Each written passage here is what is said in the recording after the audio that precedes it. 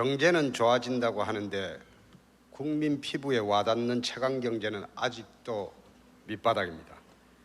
IMF 이전에는 6대4 구조로 두텁던 중산층이 이제 2대8 구조로 가는 사회 양극화가 심화되었습니다.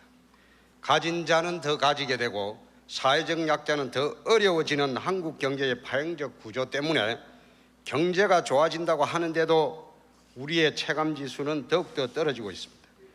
IMF 이후에 한국 경제는 미국이 주도하는 신자유주의 물결의 영향으로 외형적 성장은 이루어지나 국민의 행복지수는 더 떨어지고 있습니다. OECD 국가 중 한국의 자살률이 1위라는 것이 그것을 증명합니다. 성장제일주의 좋습니다. 그러나 더불어 함께 살아가는 공동체를 만드는 것이 더 중요합니다. 그래서 오늘 저는 국민 여러분들에게 홍준표의 서민경제론을 주창하고자 합니다. 우리는 이미 세계 11대 경제 강국으로 우뚝 섰습니다. 우리는 이제 중진국을 넘어 선진국으로 가는 길목에 있습니다. 한국 사회는 이제 산업사회를 넘어 지식기반 사회로 가고 있습니다. 60년대 가발과 월남 특수, 70년대 섬유와 중동 특수, 80년대 중화학, 90년대 반도체가 우리 한국인을 먹여 살렸습니다. 이제 우리는 21세기 무한경쟁 시대에서 우리가 향후 20년간 무엇을 먹고 살아야 할지 성장 동력을 찾아야 합니다. 그것을 저는 70년대식의 개발이 아닌 국가 산업구조 재편에서 찾도록 할 것입니다. 그 다음 저는 우리 서민들의 소박한 꿈을 찾도록 할 것입니다. 우리 서민들의 소박한 꿈은 첫째가 내 집 갚기이고 둘째가 내 자식 잘되기입니다. 이 두 가지를 통해서 국가가 지향하는 궁극적인 목표인 나라 잘 살기가 이루어지는 겁니다. 먼저 성장동력 확보 문제를 말씀드리겠습니다. 국가 산업구조 재편을 통한 성장동력 확보를 위해서는 제일 먼저 해야 할 일이 소위 재벌의 지배구조 개선입니다.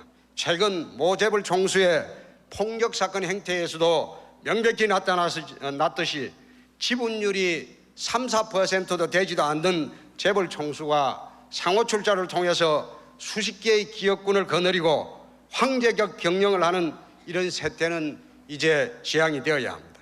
그래서 저는 재벌 경영의 투명성이 확보될 때까지 출자종액 제한제와 검삼법은 유지되어야 하고 재벌의 상속세 탈세를 막아 불법적인 부의 대물림을 없애도록 하겠습니다. 중소기업 중심으로 산업구조를 재편해서 대한민국을 스위스와 같은 강소국으로 만들도록 하겠습니다. 둘째, 무파업의 나라를 만들겠습니다. 현대자동차의 경우 20년간 19번 파업을 했습니다. 하청기업과 국민들만 힘들었습니다. 사회 대타협을 통해 유럽 변방에서 20년 만에 세계 1류 국가로 도약한 아일랜드를 모델로 하여 한국을 무파업의 나라로 만들어 국가 경쟁력을 향상시키겠습니다. 셋째, 서민들의 꿈인 내 집 갚기 정책을 최우선적으로 하겠습니다. 이미 실현 단계에 와 있는 반값 아파트 정책에 이어 성인 1인 1주택제, 토지 소유 상한제를 통하여 이 땅의 부동산 광풍을 잠재우고 부동산에 몰려드는 여유자금을 산업자금으로 가게 하여 경제 대도약을 이루겠습니다. 넷째, 경부 대운하를 대체하는 화물 고속도로망을 구축하겠습니다. 환경대재앙을 가져오는 경부 대운하보다 경부 고속도로를 복층하여 1층은 화물 전용, 2층은 성용 전용으로 바꾸어 물류 비용을 획기적으로 줄이도록 하겠습니다. 다섯째, TCR, TSR망을 구축하여 한국을 동북아의 물류 중심 기지로 만들겠습니다. 러시아, 중국, 일본, 북한과 협의하여 북한 철도를 현대화시키고 현재 45일가량 걸리는 유럽 수송기간을 15일로 단축함으로써 한국을 동북아 물류 중심 기지로 만들겠습니다. 존경하는 국민 여러분, 사랑하는 한나라당 당원 동지 여러분, 경제는 국가 지도자가 확고한 신념을 갖고 정책의 일관성을 유지해야 합니다. 그래야 경제가 발전하고 안정이 됩니다. 저는 국민들에게 무리한 성장지표 제시를 하지 않겠습니다. 환상적인 국민소득 수준 지표 제시도 하지 않겠습니다.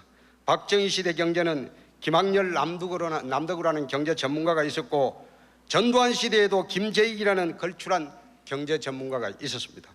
영국 고행을 치유한 토니 블레이어 영국 총리 밑에는 10년간 재무장관을 한 고든 브라운이 있었기에 지금의 영국이 유럽의 금융허브로 될 수 있었습니다.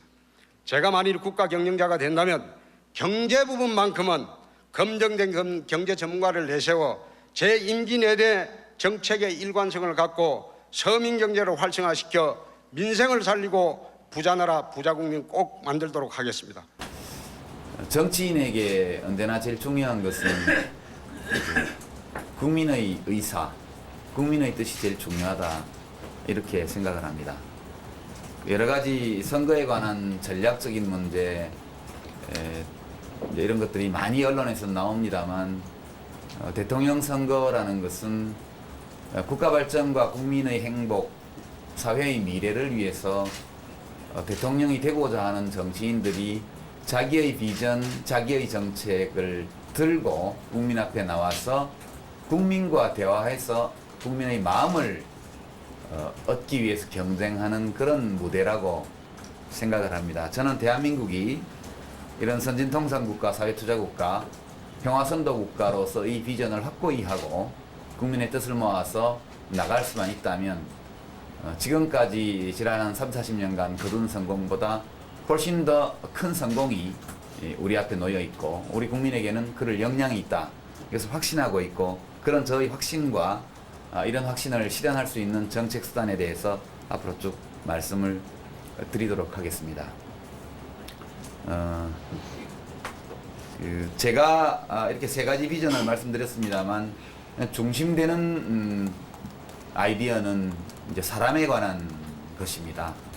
지금 제가 울산시에서 울산시 발전과 관련해서 이렇게 내놓은 그런 정책 또 울산시의 비전 이런 것들을 다 들여다봤습니다. 그런데 좀 아쉽게 생각하는 것이 되게 인프라, 제도 이런 것에 대한 내용이 많고 사람을 어떻게 키울 것인가에 대한 비전 이런 것들이 좀 부족하다 이런 아쉬움이 많이 있습니다. 대한민국이 잘 되려면 세계 무대에서 성공하는 나라 돼야 되고 그런 경쟁, 세계 무대에서의 경쟁에서 요체가 되는 우리의 경쟁력은 사람한테 있는 것이다. 그래서 국가의 역할, 기능을 물적 인프라, 물적 자본에 대한 투자로부터 사람에 대한 투자로 바꾸어내는 것, 이렇게 국가의 성격을 개조하는 것이 지금 단계에서 매우 중요하고도 핵심적인 시대적 과제가 되어 있다고 생각하고 거기에 초점을 두고 앞으로 선거 캠페인을 펴나가도록 할 계획입니다. 이런 정도 제가 간략히 말씀드리고요. 울산시의 미래와 관련해서 보면은 울산시의 경쟁력의 우위 이런 것들이 어디 있다는 것은 저보다 이 지역 언론인들이 더 잘 아실 겁니다. 아마 제가 누누이 말씀드리지 않더라도 여러 가지 기술적인 것, 특히 이제 조선이라든가 석유화학 분야, 자동차 이런 면에서 이미 세계 수준에 올라 있고 이것을 더욱 경쟁력을 높이고 발전시키기 위해서 무엇을 해야 하는가 이런 것들은 다 아신다고 보고요. 또 자동차 산업에서도 친환경 에너지를 사용하는 자동차 쪽으로 이제 이 기업들이 준비를 하고 있고 여기에 큰 자동차 회사들의 운명뿐만 아니라 울산시의 미래도 상당히 함께 걸려 있는 것이다 이렇게 저도 이해를 하고 있습니다. 근데 이제 특히 울산에서 중요한 것은 이 모든 일들을 해 나가기 위해서는 울산 지역의 기업, 지방 정부, 또 중앙 정부, 시민사회, 또 기업 경영자와 거기에서 일하는 노동자들이 마음을 함께 모으는 것이 가장 중요하다 이렇게 생각합니다. 최근 몇 년 동안 울산에서 할 수 있는 사업들이 이런 문제들이 잘 해결 안 되어서 경북 해안 쪽으로 가거나 이런 사업들이 꽤 있었다고 제가 들었고요. 울산시가 그런 면에서 앞으로 잠재적으로 더 발전할 수 있는 기회들을 다른 지역과의 경쟁에서 좀 상실하는 것이 아닌가 이런 우려가 또한 있다고 들었습니다. 울산은 앞으로 아마 기술적인 면 혹은 자본 이런 면에서는 대한민국에서 가장 경쟁력 있는 지역으로 이미 되어 있고요. 울산의 발전을 더욱더 큰 폭으로 빠른 속도로 하기 위해서는 역시 울산에서 삶을 살아가고 있는 여러 개인과 집단 사이에 서로 힘과 지혜를 모을 수 있는 좋은 사회적 관계를 만드는 것이 가장 중요하지 않겠느냐. 이것은 누가 가져다 줄 수가 없습니다. 어떤 대통령 후보 또 어떤 대통령도 다른 것들은 많이 지원할 수 있겠지만 이 점에 관해서는 지원하기가 어렵습니다. 그래서 울산의 이 미래 비전 또 그 비전을 실현하기 위한 그런 전략, 그 다음에 그 전략을 실행에 옮길 때 각자가 져야 될 역할, 그리고 그 역할을 각자가 잘하기 위해서 이루어야 될 합의, 이런 것들이 가장 울산에서는 중요한 것이다 이렇게 생각하고, 울산 시민들이 이 문제를 잘 해결한다면 아마도 이 모델이 대한민국 전체의 사회적 합의 모델로도 발전할 수 있을 것이다 이렇게 봐서 그 점에 관해서 특별히 이 울산 시민뿐만 아니라 대한민국의 많은 그런 미래를 걱정하는 많은 분들이 함께 이것이 어떻게 돼가는지를 지켜보고 있다는 말씀을 드리고 싶고요.